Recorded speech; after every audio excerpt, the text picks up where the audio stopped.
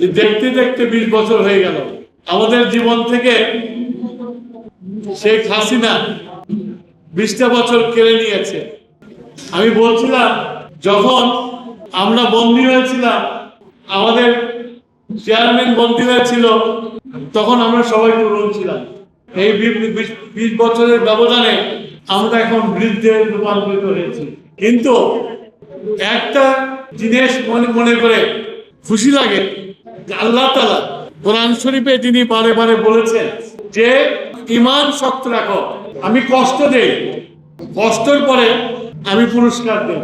আজকে এই 20 বছর আমরা কষ্ট করেছি।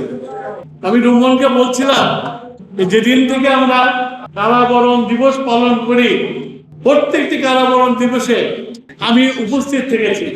শুধু 2টা বছর আসতে পারি নাই, বাধ্য ছিলাম। শেখ হাসিনার আমাকে 9 বছরের কারাদণ্ড দেওয়ার, আমি তার ওই যে কোর্ট থেকে জাজমেন্ট দিয়েছিল সেটাকে প্রত্যাখ্যান করে বলেছিলাম শেখ হাসিনার জেলে ঢুকবো না, এবং শেখ হাসিনা আমাকে জেলে ঢুকাতে পারে নাই, এমনকি জেলে ঢুকিয়ে। এটাও একটা প্রতীক্ষা, আল্লাহ তাআলার রিওয়ার্ড। সেই রিওয়ার্ডটা আল্লাহ তাআলা আমাকে দিয়েছে। সেই জন্য মহান আল্লাহর কাছে আমরা চিরকৃতজ্ঞ। 11 সৃষ্টি হয়েছিল বিএনপিকে ধ্বংস করার জন্য। সেই জন্যই তারা তারেক রহমানকে গ্রেফতার করেছিল, আমাদেরকে গ্রেফতার করেছিল, এবং আমাদের প্রত্যেককে মানসিক ভাবে নির্যাতন করেছিল। কিন্তু নির্যাতন করার পরেও, শত প্রলোভন দেখানোর পরেও তারেক রহমানকে তাদের কবজায় আনতে পারে নাই।